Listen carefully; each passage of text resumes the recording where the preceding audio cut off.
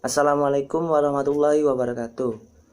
Nama saya Gusti Janwarta, absen 12 dari kelas 12 MIPA 3. Di sini saya akan menjelaskan materi tentang akuntansi.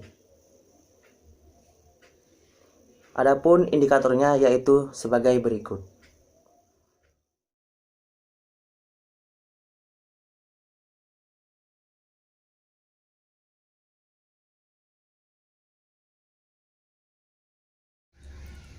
Akuntansi dikatakan language of business atau bahasa dunia usaha bisnis.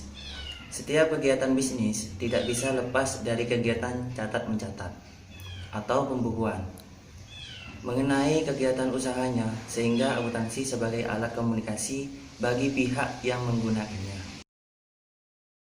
Sejarah singkat akuntansi adalah pada awalnya sebagai sebuah bentuk seni yang dimana akan melakukan perhitungan pada bagian logika matematika yang dimana pada saat ini akan dianggap sebagai sebuah pembukuan berpasangan yang dimana sudah dilakukan pemahaman pada tahun 1495, yang dimana pada saat itu Luca Pacioli melakukan pembuatan terhadap buku tentang pembuatan di daerah Venice.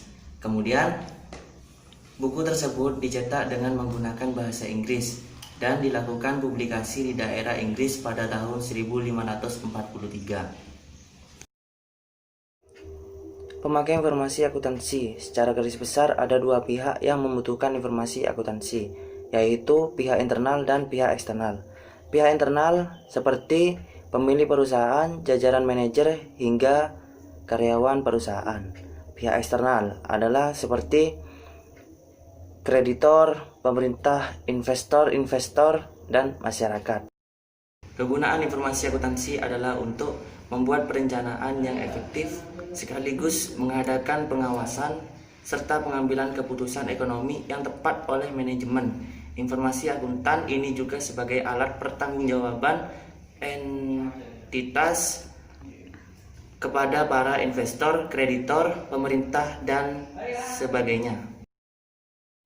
Kualitas informasi akuntansi. Kualitas informasi akuntansi hasil dari proses akuntansi berupa laporan keuangan yang dianalisis dan ditafsirkan oleh pemakainya sebagai dasar pengambilan keputusan. Agar keputusan yang diambil tidak keliru, maka sumber informasi akuntansi harus memiliki kualitas.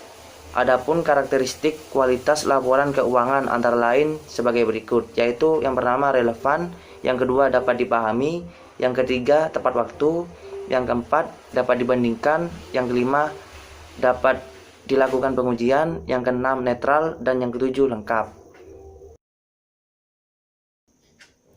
Prinsip dasar akuntansi.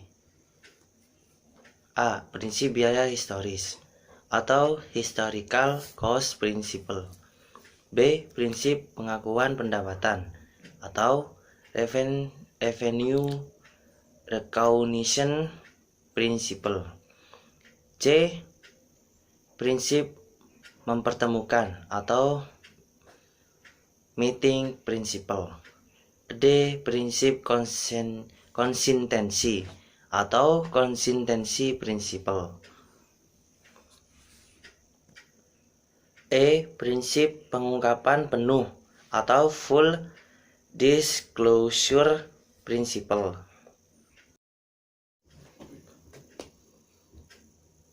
Bidang akuntansi yaitu ada 9. Yang pertama adalah akuntansi keuangan atau financial accounting. Bidang ini berkaitan dengan akuntansi untuk suatu unit ekonomi secara keseluruhan. Bidang ini berhubungan dengan pelaporan keuangan untuk pihak-pihak di luar perusahaan.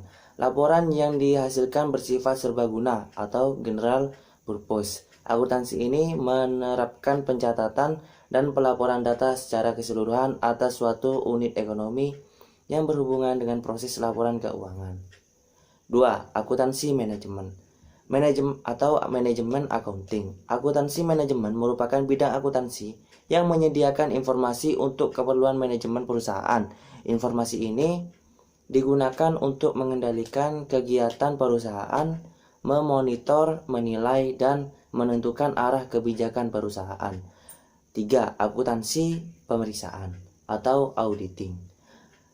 Akuntansi pemeriksaan merupakan bidang akuntansi yang tugas pokoknya melakukan pemeriksaan secara bebas terhadap laporan keuangan atas suatu unit ekonomi.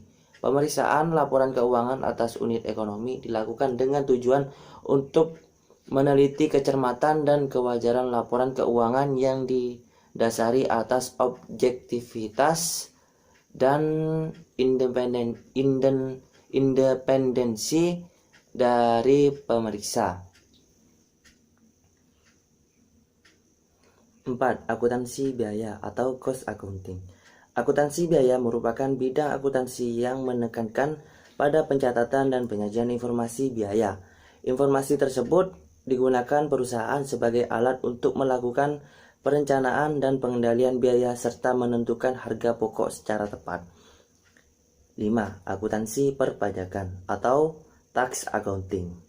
Akuntansi perpajakan merupakan bidang akuntansi yang terdiri atas persiapan, pelaporan, dan pembayaran pajak serta pemenuhan prosedur dalam perpajakan. Oleh karena itu, seorang akuntan harus mengetahui konsep, metode, dan cara pelaporan pajak serta mengikuti perkembangan peraturan perpajakan. 6. Akuntansi pemerintah atau government accounting. Akuntansi pemerintah merupakan bidang akuntansi yang kegiatannya mengkhususkan pada pencatatan dan pelaporan transaksi unit organisasi pemerintah, departemen, pemerintah pusat dan daerah, proyek pemerintah pusat dan daerah serta organisasi pemerintah lainnya seperti BUMN dan BUMD.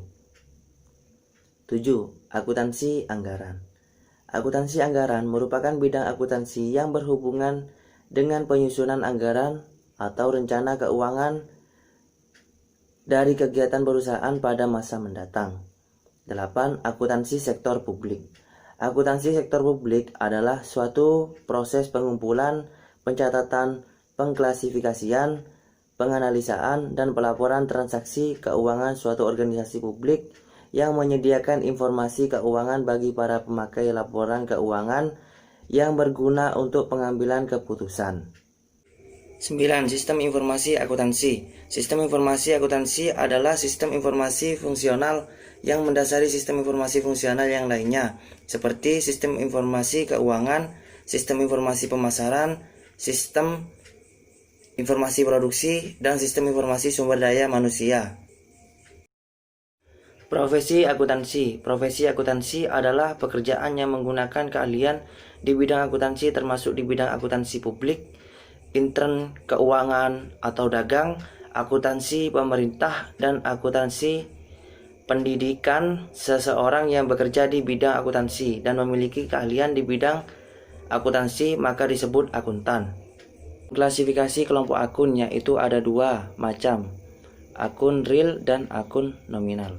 Akun real adalah akun yang sifatnya permanen, tetap berkelanjutan dari satu periode pembukuan ke periode pembukuan berikutnya. Akun real diantaranya aktiva atau aset, utang atau liabilitas, modal atau ekuitas. Akun nominal disebut juga akun sementara, yaitu akun-akun yang ditutup pada setiap akhir periode. Akun nominal contohnya adalah pendapatan 2, beban atau expenses.